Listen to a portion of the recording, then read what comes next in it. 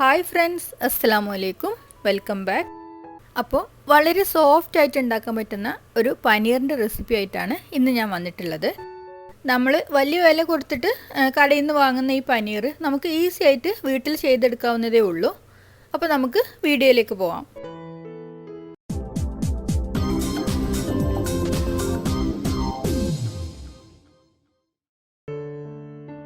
അപ്പോൾ പനീർ ഉണ്ടാക്കാനായിട്ട് ആദ്യം നമുക്ക് പാലൊന്ന് ചൂടാക്കി എടുക്കണം.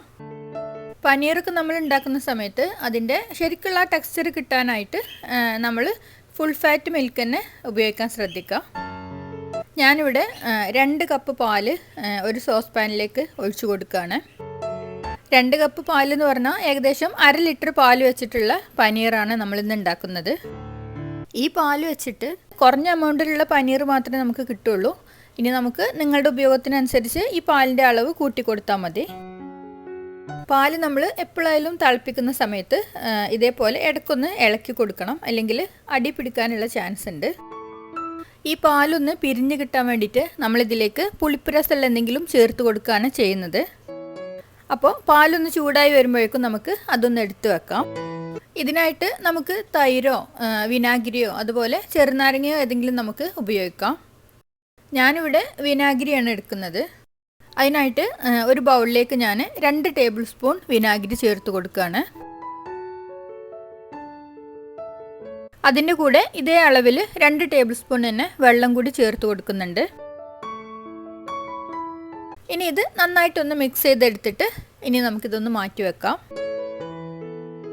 അപ്പോഴേക്കും നമ്മുടെ പാലിവിടെ ചൂടായി വരുന്നുണ്ട്.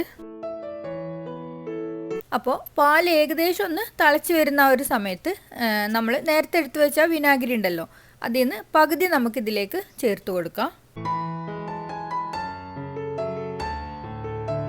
ഇത് ചേർക്കുന്ന സമയത്ത് തന്നെ പാൽ ചെറുതായിട്ട് പിരിഞ്ഞു വരുന്നത് നമുക്ക് കാണാൻ പറ്റും. ഇനി ബാക്കിയുള്ള ആ വിനാഗിരി മുഴുവനായിട്ട് തന്നെ ഇതിലേക്ക് നമ്മൾ ചേർത്ത് കൊടുക്കുകയാണ്. അതിനുശേഷം നമ്മൾ ഗ്യാസ് ഓഫ് ചെയ്യാം. ഇനി ഇത് നന്നായിട്ട് ഇളക്കി കൊടുത്താൽ മതി. ഈ ഇളക്കുന്നതിനനുസരിച്ച് തന്നെ പാൽ മുഴുവനായിട്ട് പിരിഞ്ഞു വരുന്നത് നമുക്ക് കാണാൻ പറ്റും.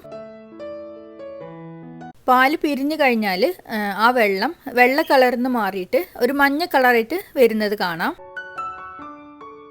ഇങ്ങനെ വന്നാലാണ് നമുക്ക് കറക്റ്റായിട്ടുള്ള ടെക്സ്ചറിൽ പനീർ കിട്ടുള്ളൂ. ഇനി ഇത് നമുക്കൊന്ന് അരിച്ചെടുക്കാം. അതിനായിട്ട് ഞാനിവിടെ ഒരു ബൗളിലേക്ക് ഒരു തുണി വിരിച്ച് കൊടുത്തിട്ടുണ്ട്. ഇതിലേക്ക് ഇനി കുറേശ്ശെയായിട്ട് നമ്മളിത് ഒഴിച്ചു കൊടുക്കുകയാണ്.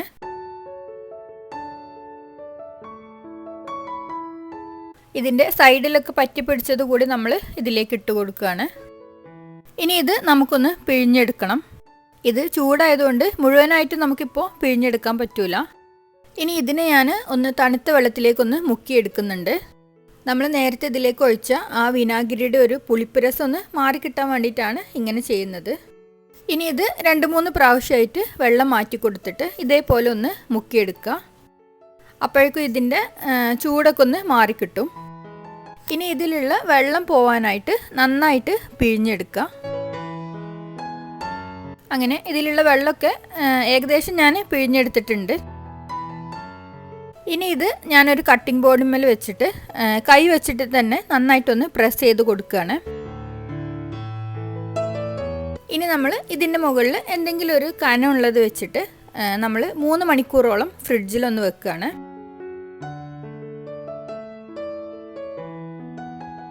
അപ്പോൾ 3 മണിക്കൂറിന് ശേഷം ഞാനിത് ഫ്രിഡ്ജിൽ നിന്ന് എടുത്തിട്ടുണ്ട്.